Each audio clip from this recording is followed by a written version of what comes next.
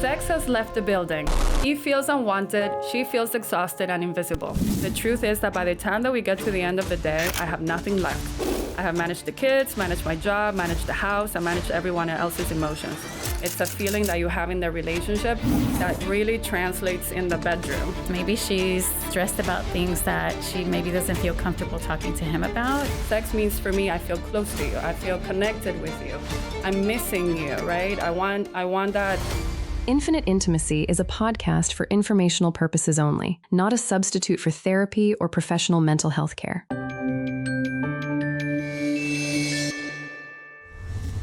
Sex has left the building. He feels unwanted, she feels exhausted and invisible. And somewhere between the jobs, the kids, and the life they built together, they lost each other. Today, we bring 3 real stories. We open the conversation most couples are desperate to have, and we explore what becoming close again actually looks like. I'm Sofia Rabirosa, a licensed marriage and family therapist. Joining me today is Vanessa Sierra, my co-host and fellow clinician. Let's get into it. Welcome, Vanessa. Thank you so much for joining me today. Hi, everyone. My name is Vanessa Sierra. I'm a licensed marriage and family therapist. I've been in the field for a little over 20 years, and I've been working with couples for the past few years. One of the things that stands out about working with couples is you have 2 people in the room that are sharing their stories that often are very different. But somehow they've created this bond, they've created this marriage, and now they come to see you for help because of issues ranging from intimacy or infidelity or even parenting, and somehow they've lost their way, and they're looking to you to help them understand how they got there and how they can move forward. So it's a really beautiful process to look at. It's very endearing because they're looking to you for hope. But one of the things that you can do best as a therapist is help them to understand a language of their own, and then together as a couple, and then they start to create that hope. And so that's a really great thing to look at. Yeah, no, I love what you say about helping them find their way and their language. Because, as we know, a lot of couples come to couples counseling looking for how to fix their communication, right? That's such a big thing. So yes, words matter. And we're, going to discover how to talk about intimacy, right? All things related to intimacy. And there's different types of intimacy, right? So today we'll be talking about losing a sense of desire, right, in the relationship. And our first story that we got goes like this. She never reaches for me anymore. I stopped trying 6 months ago. We have been married for 9 years. For the first several years, our physical connection was something I felt really good about. I am not sure exactly when it changed. Slowly, I noticed she was always tired, always stressed, always with a reason why tonight was not the right time. I tried for so long. I planned things, I was patient, I did not pressure her. Eventually, the rejection got to be too much, so I stopped trying. Now I feel like roommates who are also co-parents. I still love her. But I feel invisible as a man and as a husband. I have no idea how to bring this up without starting a fight we cannot finish. Any tips? How many times do we hear this, right? So common, a common reason why couples come see us, right? And one of the first things, this is the husband's perspective, and in a heterosexual couple, this is a very common story that we hear of the husband wanting to connect in this way physically with a spouse, right? Yeah. I don't know what time of their life they're in. Maybe they're going through some transition, right? Maybe they just had a child. I don't know if there's menopause around, right? Like some hormonal changes. I don't know if there's some transitions that they're going through that would also be helpful to understand, right? But what are some of your ideas on what this couple might be going through and where to start? Well, you mentioned something important, which is how long have they been married? Are there kids? Is there, maybe a transition in their life where maybe one of the in-laws, is now living with them? Is there an additional care that maybe is taxing on the wife in particular? Because he's saying he continued to reach out, but she's rejecting that. So one of the things I would be curious about is a little bit more of the background. what was their dynamic like before where she wasn't rejecting him. And so he's now not understanding why she is. So that's one thing. I think another thing is that you're right. If something hormonally is maybe happening for her, or who knows, maybe she's stressed about things that she maybe doesn't feel comfortable talking to him about, or maybe she's in a sense looking for her purpose. Maybe she lost it. There's a myriad of reasons why that could be happening, but I think understanding the history first of the couple is essential. And I think also understanding a bit more of how they defined intimacy, all those years, right? Because maybe intimacy for him was just the sex part, as long as they, men connect very emotionally to their wives, during sex, right? Physical act, yeah. Right. So maybe for her, intimacy was also, oh, well, we have dinner together all the time, right? And so maybe for her, she's not missing it as much as he, because maybe her language was different. I don't know. But that's something at first to be curious about. Yeah. Yeah, first and foremost, the idea that, couples that are going through this, you're not alone. This happens, right? Yeah. The idea of the ups and downs in relationships also goes into the sex part, right? Like you can have up and down periods in your sexuality, right? Right. And just like we might reinvent ourselves emotionally, there can be a reinventing of yourselves also physically, right? But there's this continuum, right, in intimacy. And not that being best friends fixes every single issue in a couple's sex lives, right? Like, but it is important to start there understanding, are you feeling emotionally connected, right? Because first and foremost is understanding that everything we do in a relationship is in a way foreplay, right? Like, do you feel wanted? Do you feel desired? Right? And that's a feeling. That's a place that you go to. It's not just something that starts the moment that you lay in bed. It's a feeling that you have in the relationship that really translates in the bedroom, right? So I would be curious to understand a little bit more of that, right, for their relationship. And yes, like we were saying, there can be those biological factors, right? But I think like the first thing that I would ask the couple to consider is, let's start talking about how you feel, right? Like when we focus on, sex is the problem, right? That can feel like we're criticizing each other. You don't want it, and you want it too much, and we can go into this dance of pointing fingers. But when we start talking about what the meaning is of sex, right? It starts helping to connect emotionally and like what, sex means for me. I feel close to you. I feel connected with you. I'm missing you, right? I want that connection back with you, right? So helping the couple start, as you were saying before, getting that language for how to talk about things that are about intimacy. Right. What would you suggest? In terms of how to have them express first it? First few steps that you would think of how to guide this couple. Okay. Well, one of the steps in particular, once you get their history and you have an understanding of the layout and, just the background dynamics, I think it helps. I notice, especially with husbands, it helps to do a little bit of the psychoeducational part, meaning men usually have a different way biologically of wanting to connect with their wives and how they view, the family circumstances, and women don't. I always say, in my opinion, we're storytellers, right? And so if you ask a man, hey, how was work? He'll tell you this, boom, right? It's very simple. Yeah, more facts. Right. A woman will tell you, oh, I woke up late and then this, and I was feeling this when I was driving. And the guy's like, oh my gosh, just get to the point. Too many words. Right. Yeah. So there's a expectation. If I'm a man, I have an expectation of my wife, but also in a sense of like how I think. And then biologically, the wife too. And sometimes what starts to happen is there's a miscommunication.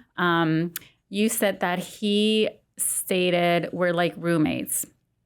Okay. So roommates have to sort of learn how to cohabitate, right? I'm respectful of this or the bathroom this and, like the domestics every day. So I would want to maybe guide them a little bit or prompt them to look at their regular everyday layout. what's it like every day? Like when you wake up in the morning, right? Oh, well, we usually just, a typical like, oh, have a nice day at work. And, we give a kiss and things like that. Okay, what happens when you get back home? Well, the kids and then practice and So you want to start looking for those moments. Help them find those moments where they could have been connecting.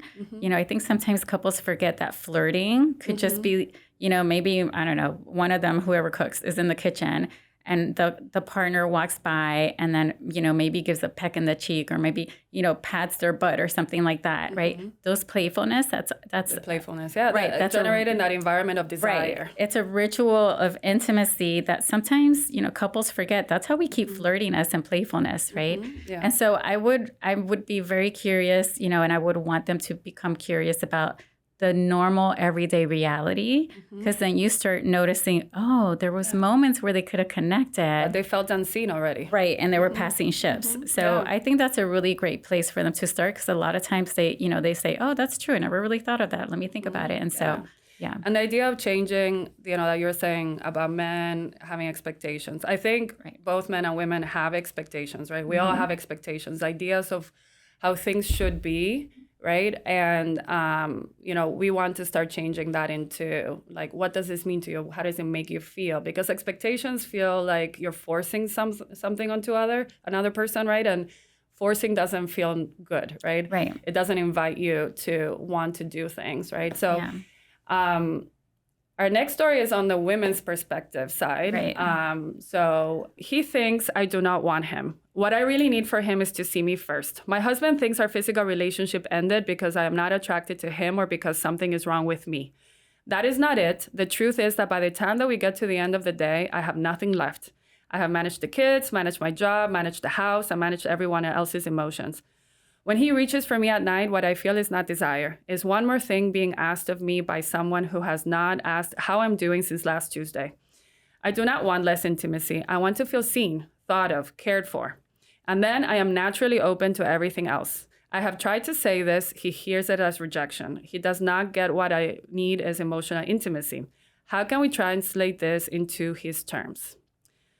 Yes, this is such the common side on the women's side, right? Like the mental load, the stress, feeling overwhelmed and kind of feeling like I'm depleted. Right. I got nothing to give. Yes. And it starts feeling like sex is another obligation.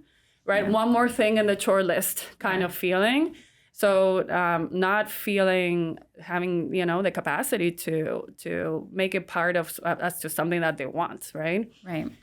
So that's one of the things that it's great to understand as a couple that when one person is overwhelmed, stressed, right? Like when the mind and the body is not connecting, right? Because that's what stress does. Stress doesn't allow you to connect with your body, right? It's literally a mental thing, right? And then it has a negative effect on the body. Cortisol raises, all of these things. And when cortisol raises and you're not connected with your body, feeling touched doesn't feel nice. Right. Yeah. She mentioned the emotional part of being a mom. And so what happens a lot, and I think sometimes it's really important to go back to roles that parents play, because in a heterosexual couple, that's very much part of the truth than not.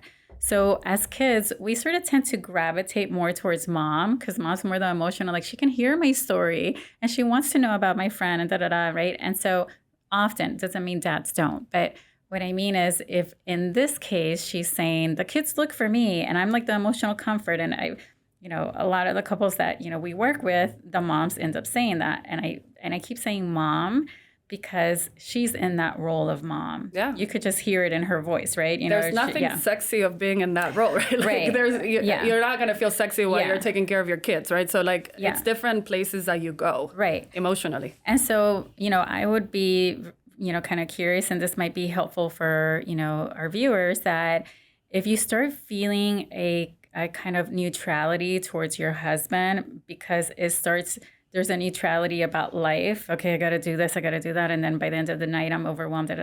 You're right. You want to look at, it's going to affect your nervous system.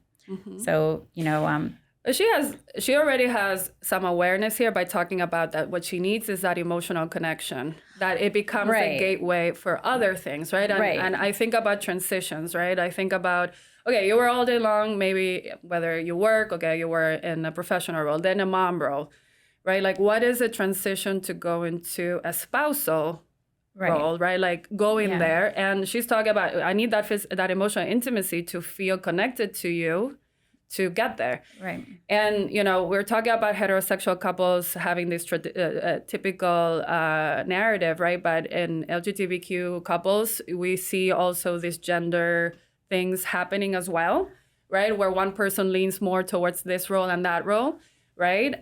So it's a common dynamic that happens across the board with couples. Right. Right. And so since she's recognizing that, you want to, maybe help her and prompt her to first look at, because if my nervous system is off, right, you're right. I don't really want anybody kind of touching me or making advances. Cause, in my mind, I think, don't you see that I'm tired? They could maybe see it, but the husband's not going to know physically what's happening to her. And so maybe at the beginning, give her a few pointers, right, of, let's see what we can do to, just sort of navigate a little bit more so your nervous system is a bit more balanced overall. Because whether the husband is there or not, her nervous system is off balance, right? And I think that has a lot to do with, are you okay asking for help? Right. Like, do you need help? Right. Is the husband open to provide that help?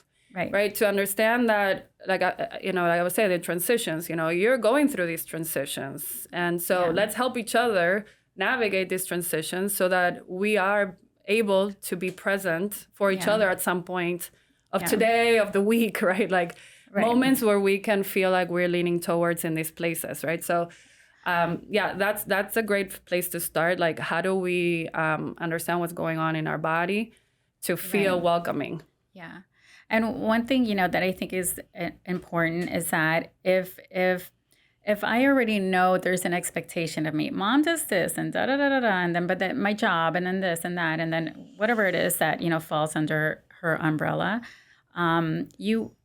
it would be helpful to get an idea, right, in terms of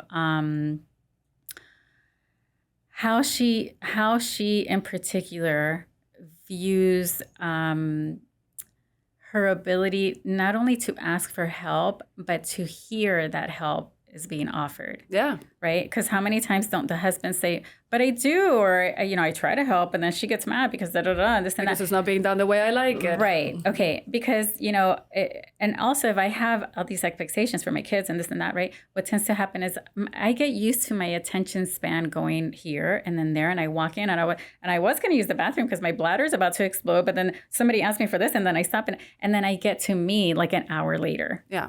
Right? Okay. So sometimes, maybe what the wife also sees is that the husband has an easier time saying, hold on a second, I got to use the bathroom. Mm-hmm. Right? And then I'll come back to this. Yep. And so, to no fault of his own, he actually has pretty good boundaries. Yeah. Right? That's what I was saying. Like, are you open to ask for help? Right. Receive help. Right. And so it's kind of doing a little bit of a creative exploring with the couple of how does she view boundaries? Because a lot of times as moms, right, because she has kids, right? So a lot of times as moms, they're like, but how can I not help my kid? Yeah. Oh my God, I have to be available for my child. It's a wheel. Like, they want so much. Right. The kids do need a lot, especially at the younger ages, right? Right. There might be some ease on the husband's side to say, not now, later, or whatever. Yeah. Right. But I think, looking at the combination of story 1 and story 2, right? We have literally heard this in our rooms, right? Like the husband saying the first story, the wife saying the second story, right? And seeing that play out, and, going back to some of the things that we were discussing for the first story, right? Like, when we see couples that are presenting this, is this idea of, let's talk about what makes you feel close, right? Mm-hmm. And there might be some different needs as to, and wishes as to what makes us feel close. But this understanding of, like, intimacy is a whole funnel, right? It's a whole range of things that lead to feel closer to one another. Yeah. right? And it creates possibilities for the physical part to start when we start talking about it in that vulnerable way and not in a critical way of like, because, you know, what are some of the common criticisms we hear with this? You never help me. You know, you don't understand. You want so much of me.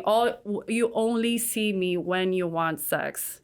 Right. And the rest of the time, you know, she feels invisible in this story, right? Yeah. So how do we help not feel invisible overall, right? Like for the husband might be the physical part that he thinks about.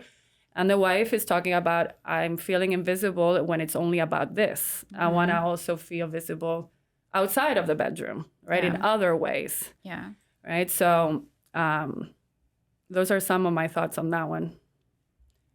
Do you have any other thoughts on that?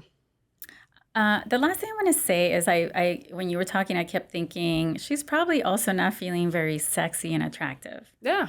Right. And so she's not having that natural, her own, just kind of like a carefreeness of her own agency, like her own person. You know, he comes around and she's maybe even thinking like, oh, my hair looks horrible today, or oh, I'm so tired, or my face looks stressed, or whatever it is. So it's also about what helps you to feel sexy, right? What helps you to feel attractive to your partner, because he could be looking at her and obviously he longs for her, so there he's attracted, right? Okay, so but why is she not? What can help? How can he help? Kind of bring that out of her, and so what does she need from him? What's that emotional connection she needs from him? Yeah, and to sort of and some of that are like, what do you need to do for yourself? Right, exactly. Right, yeah. I mean, I frequently talk with couples about, let's look back at when you started dating. You know, what did it look like when you prepared to see each other before either hanging out at home, watching Netflix, or even go out on a date? You know, there was a lot more prepping.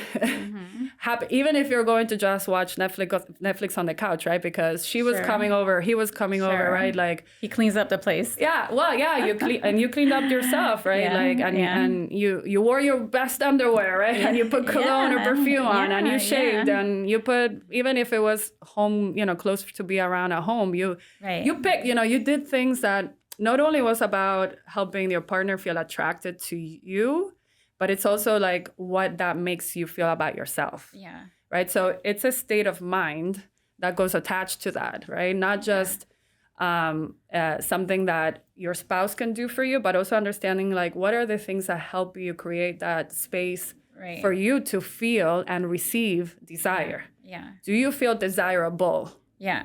And you make a good point, because at the beginning it's easier to have all those chemicals just kind of there already, right? And so we just kind of, use those and we go along with it. And then after a while, other stuff, starts taking our attention, and, that connection is, chemically and hormonally is less. So again, it's just kind of exploring, kind of like the other story, little pockets of time where you could have been connecting. That was really cutesy, right? And so intimacy isn't just, obviously what we're talking about, isn't just sex, but it's the regular little buildup of like, like a little, like I see you. Yeah, absolutely. Before we continue, sex and intimacy are topics that a lot of couples are navigating alone and in silence. If today's conversation is opening up something for you, please know that this is exactly the kind of work that we do at Infinite Therapeutic Services. Our team specializes in relationship dynamics underneath the surface, the ones that feel too complicated or too vulnerable to bring up. And we've created a resource to guide you in the process of activating your sex life while creating more connection. Check it out at the QR code on the screen or on the show notes. Now back to the conversation. Okay, here we go with our third story. It goes like this. The after baby, body shame and pain. After my second baby, my body changed in ways that I was not prepared for. I started leaking. The pain during sex made me hold my breath and pray it would end quickly.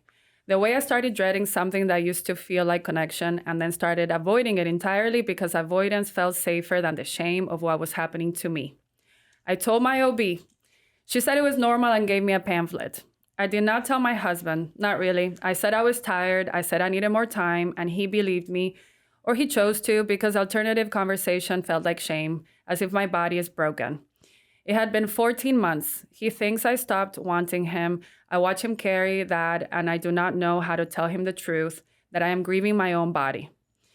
that I am ashamed of something I cannot control, that I want to come back to him, but I do not know how to get there from here. I have not said any of this out loud, not to him, not to anyone until now. Please help me understand how to come back from this. Right? I hear the pain, right, that she's experiencing through this story, right? Like there's physical pain, right? And emotional pain going around this. And this is so common to happen after labor, after natural labor, right? Like the pelvic floor needs help sometimes after carrying a pregnancy. And quite honestly, I feel bad that her OB missed that opportunity, right? Like it sounds like she felt like the door was shut on her, like you're gonna have to deal with this for the rest of your life. And that took away her hope, I think, right, in that moment.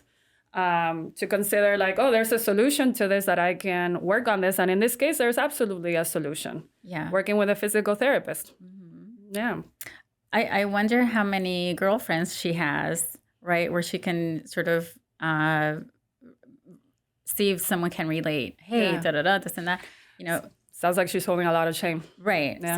So it, you know, makes me wonder if there's not a, you know, confidant where she can say, hey, right. And she's, you know, sort of keeping all this to herself, right? That's also adding to that stress. Yeah.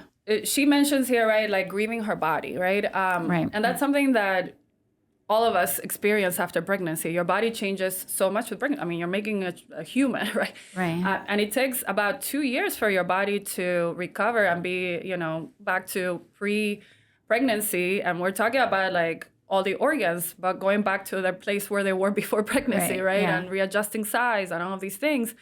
And maybe there are some lingering things, you know, sometimes hormones don't go back to being exactly where they need to be. So, you know, there's some biological things that we want to look into too. You know, we know that she's talking only about leaking here, but just for all women out there, right? Like, you know, I see you, I've been there.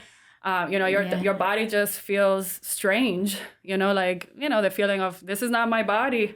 Sure. And that gets intensified even if you nurse, right? Like you're all of those kinds of things. And this is how long after her pregnancy? 14 months, she says, yeah. 14 months. Okay, so a little over a year. Yeah, that's a long time to feel like your body's like kind of like betraying you, right? Because when our body shifts, we're like, come on, body, right? And so like, I can't control this. Yeah. And then you have this doctor that completely just, you know, overlooked it. Traces over it, yeah. Right. And so if she, you know, she seems like one of the things that would be really helpful is just an emotional connection to her of understanding what is it usually like for her to ask for help or to be curious. Because it seems like this doctor shut the door and she just kind of stayed there. You know, she didn't know what to do with that. And so, you know, maybe understand and, you know, just really join her and sort of seeing her insight. What is it like for her, you know, when a doctor, a professional tells you something, you know, what is she, you know, how does she view that? Does she view it as, well, that's the final answer, you know? So, you know, kind of like sit with her a little bit and see how she feels about if we do our own research or, you know, this was an outlet or if this you looked at here online. Just that the challenging thing is like, you know, people do go to doctors thinking, you know, looking for their expertise and things like that. So, yeah, I truly feel bad that was her experience. And unfortunately, this happens more than what I'd like to see, obviously. Because, you know, you go, you open up. And I'm glad, like, you know, she's opening up now, seeking some advice in this anonymous format. You know, thankfully, she didn't close entirely the door about it. But I think, like, yes, normalizing that this does happen to many women. You're not alone. There is help out there physically to help with the leaking and the pain during sex, because both things are connected. You know, the pelvic floor, like I was saying, needs some help to reattach, to reconnect, to lift again, right? Which I think by normalizing that, you know, hopefully it can start allowing a conversation with a husband about what's it been like, right? Like, it's so much loneliness in carrying all of this, all this time by herself, right? Thinking my body is not working, it doesn't feel great, you know, like, I know this is probably affecting my husband, you know, the pile of shame building. Sure. Right? That hopefully by knowing that this is normal and there is help, you know, and then sharing, this is what's been happening, and I have missed you too, right? Because you can hear in the story, she is missing that connection with her husband. She really does hope that to gain it back, right? Yeah. To then, see how to proceed from there, right? Mm-hmm. Yeah. It's a real vulnerable space to be in when you don't know what to do physically. There's a medical condition, and then you're kind of stuck. But she's also I don't know if she's a first-time mom, but she's a mom, right? To basically an infant, heading towards toddler years, and that's a lot, right? That's so sleepless nights and X, Y, and Z. I mean, I don't know what the rest of her days are. I don't know if she's been able to stay at home, or if the child's in dick, right? What kind of family support she has, but it seems like there is a lot where she's just kind of keeping in her space, sort of like in her own four walls, right? And so definitely, what would help her just initially, right at the beginning stages, feel safe to bring her husband in. I would start by even suggesting her to bring the husband to the appointments. Right. And so what can help her to feel safer? Because she probably, there's kind of like, you don't feel the dignity in that you're leaking and you're out in public somewhere, and it's kind of like, It's difficult. A sort of ironic twist, right? You can also see it as an underlayer of like that she cares what her husband thinks, that she cares that he finds her attractive. So that's good, because that's you hear that desire. That's a strength in terms of she hasn't lost want from the husband, and that's something he could hear, right? That she's so terrified about sharing that with him, because it isn't the most dignified feeling, right? I'm leaking. I'm right. Okay. Yeah. So I think that in a sort of roundabout way, you could bring out that strength. Yeah. There's definitely a sense of desire. She wants to connect in this way. And that's that's great. That's a great indication that, she loves him and does want to maintain that connection. Right. Yeah. There's a common theme right behind all these stories, right? So I would say that if we give couples a few takeaways, right, from our conversation today, is I would say let's look at physical intimacy as a way of connecting. So the language becomes more vulnerable, right? Like, what does this mean to you, right? And how in relation to your significant other you want to relate, and like, I feel closer to you, it just makes me feel wanted, seen, that kind of language. That's one of the places that I would suggest to start. The idea of generating a culture of desire, right? Like, not just we walk in the bedroom and let's think about the deed. No, like those points of connection, right? Like you were saying. Right. Yeah. And also, I think just to add to that is that one of the things that couples can also learn is that your particular intimacy language is your own. Because a lot of times, a couple might say, yeah, but, so-and-so and, so-and-so's husband does this, or so-and-so's wife, da-da-da. And I think that when you slow it down a little bit, and make it personal. Right. And you give yourself a space to explore those things that make you a couple. What you start to learn is, like I don't necessarily have to look that way, at this couple or this Instagram. A lot of times I saw this Instagram video or I saw this YouTube video, which is great. It's great that you're curious and you want to know more. That's great. You always want to learn more. But I think in the process of couples, the point is, how do I put all this information together so it makes sense just for us? And that creates even more of an intimacy and a more of a like when you're out in public and it's me and you and we get it. This is us. This is our world. Yeah. Yeah. Yeah, absolutely. Thank you for trusting us with something this personal today. This conversation truly matters. If it resonated, share it with someone who needs to hear that they're not alone in this. And if you have a story of your own, send it to us via this QR code or look for it in the show notes. I am Sofia Rabirosa with Vanessa Sierra, and this is Infinite Intimacy. See you on the next one.